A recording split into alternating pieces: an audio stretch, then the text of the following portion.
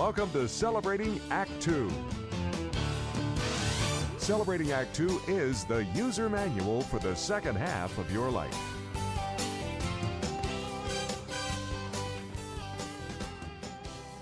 Welcome back. We're here again with Michele Fabrega, relationship coach, and my partner, John Coleman. Hey, Michelle, good to see you again. Good to see you both too.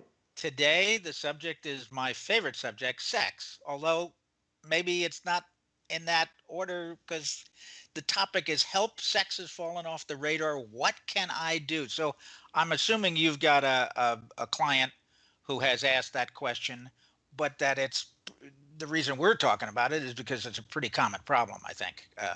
So what can you tell this person? What do they do? Yeah, and you're right. It can be. It is common, and it's nothing to be ashamed of. It's a great question to be asking. So I love when people are noticing. That's a really great first step. And wait a minute, Michelle. Are you telling me you wouldn't notice it when sex drops off the radar? Well, what I'm saying is that to actually put some attention on it and intention to discover, wow, this is happening. What do I want to do about this? Is this something that I want to change? Or do I just oh, well, that's the way it is, and so be it? Good point. Notice it and take action. Yeah, exactly. And notice it with really curiosity, because it's, curiosity, what I mean by that is with compassion, not to blame someone or something, but to just notice wow, okay, this is what's going on. And, why is that? And what can I do to make something be different here? So a lot of things come up around this, but one of the things to notice is is it me? Do I want something? Am I showing up in a way in my relationship? I'm not asking for what I want. Is there some dynamic going on? So it's really good to look at oneself, and also who am I these days erotically? How do I want to be in my body, and what are my fantasies these days? Isn't it hard, Michelle, for most people to look at themselves, as you say, erotically, and particularly if you're in a relationship, a long-term relationship, when you're dating?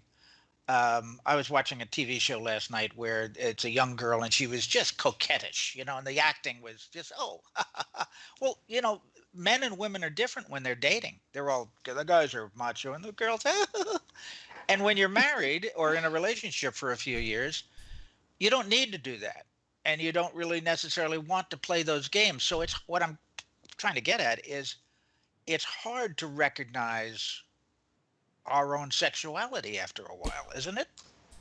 I think so. Yeah. I think we can, people talk about things get stale or boring or something like that. And, we can always be growing, and learning about who we are sexually, maybe what our fantasies are. Sometimes we have ways of thinking about sex that it's just, got to do it in the dark, and it's not something that's important, or it's shameful in some way. So, we all have sort of kind of skeletons in our closet, so to speak, maybe about how we approach our own sexuality, and are we accepting of it, and what turns us on and what doesn't.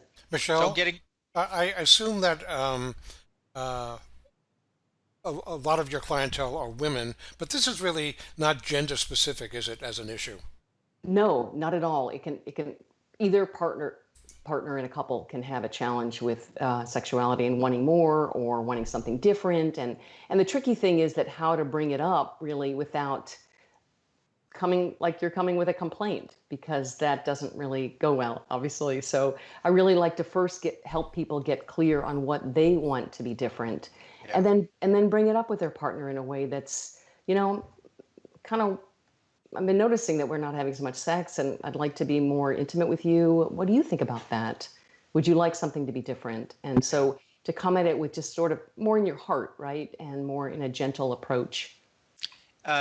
Michelle, I'm assuming that so it's recognize what your part in this is lack of sex, Yeah. and bring it up to your partner. Communicate, ask in a non-threatening way. What else do you recommend this person do? Yeah. Well, one of the things that's really important to know about is that there are different kinds of desire. So a lot of us think of desire as being like spontaneous desire, which just happens, right? Maybe, even without any kind of stimulation, we just get turned on. And then there's also responsive sexual desire. And that's what happens in response to stimulation or thoughts or different things. And both of these are healthy. I mean, probably when we're younger, most of us have probably experienced spontaneous desire.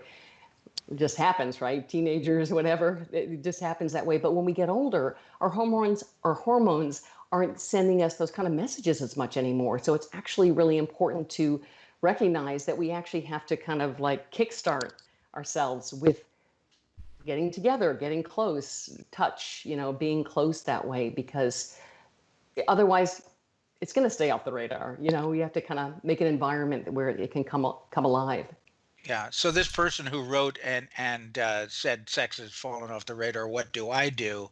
Are you saying they should start, I don't know, touching, feeling, being more intimate physically with their partner because they're not having as much sex? In other words, make the overture. Yeah, make the overture. I mean, talk about it first, or just make the overture.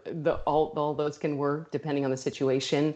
And if it's important to make time for it. To actually schedule it, which I know maybe sounds not very sexy, but like I said, if we're waiting for our bodies to tell us, oh wow, I feel like having sex today. Well, maybe they're not talking to us as much. Maybe we're busy. Maybe we have some physical, our bodies have changed. Maybe the way we feel about our bodies is not as positive. Maybe we have some judgments. And so it's like, but getting naked with your partner, skin to skin, can Yeah. kind of get things going. I would think so. Uh, your romantic partner. I just want to Yeah. make, yeah, John, Oh, Yeah. your as opposed to be romantic, an art. We're right, business partners. Let's right, make that clear. Yeah. right.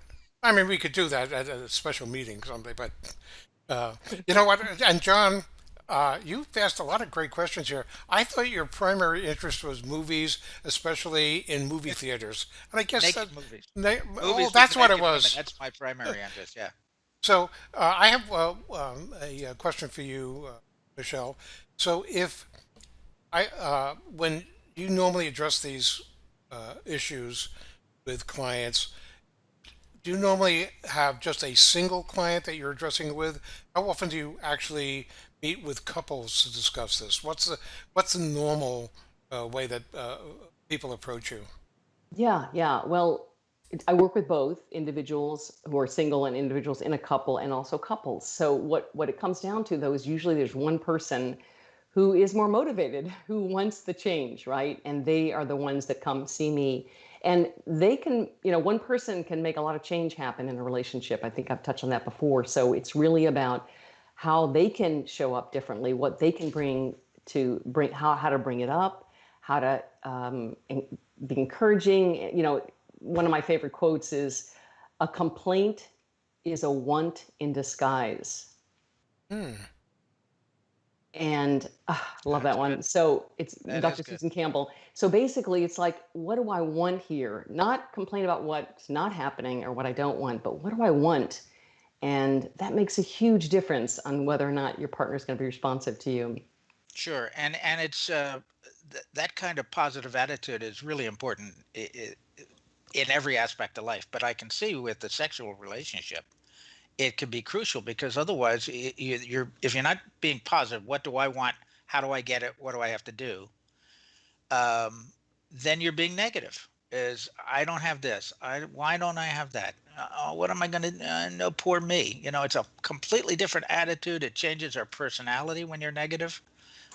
So I think that's you've given us what 4 or 5. I didn't count them. I didn't write them down. But it's recognize it, give it. Identify the problem. Ask what's my part in it. What can I do? Talk to your partner, uh, obviously if you can, and make time for sex, and get naked. Make overtures. Try it. See Yeah, what yeah. do you got to lose? You get naked. I once worked with a young lady who came into work all aglow one day, and I guess live-in boyfriend had given her a mink coat. And the next day she came in glowing even more because she said she greeted him that night in her new mink coat with nothing underneath it. Hi, honey. Ta-da! Well, Now Yeah, that was an overture. I think yeah, John left out one item, which is that uh, if none of these things work on your own, they should find a relationship coach like yourself. And where can they find you if they'd like to? yeah. So they can find me on my website, michellefabrega.com. And yeah, I love helping people with this. I feel like sex is such a like enlivening, creative force, and it's juicy. It's yeah, it's important to enjoy and have what you want, really. Yeah. Well, sex and love are so intertwined, and while we may not always need sex, we certainly always need love. And so it's a great topic. And of course, who doesn't like to talk about sex? Art. Oh, I'm sorry. Forgive me, No, Art. I take your lead, John. Yeah. I want to make John happy. Yeah, Michelle, this has been great. And I love your whatever. I'll have to write them down now. 4 or 5 things to do. Can I Good. add one more quick thing? Yeah. Sure. Like just to when I said about getting naked, without any goal, like without any agenda, just to be together, like that's the start. And I think that's the whole pressure that doesn't help anything. So just to be together and be close and enjoy that. Yeah. Yeah. Good point. All right. So you just given me an idea for another video, and that is about intimacy. We should talk about what constitutes intimacy because it's a big, big topic. Yeah. Yeah. Well, Great. Thank you. I've got to run to the front door now because I think there's somebody delivering a mink coat to me, and I'm looking forward. Well, I don't really want to. John, I'll send it back.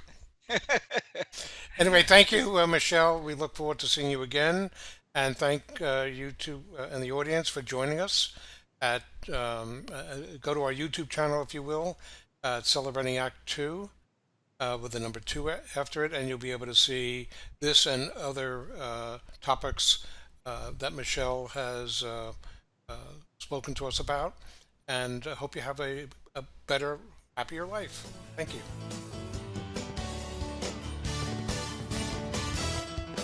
For more on Celebrating Act Two, visit our webpage, follow us on Facebook, subscribe to us on YouTube, and tell your friends. Celebrating Act Two is the user manual for the second half of your life.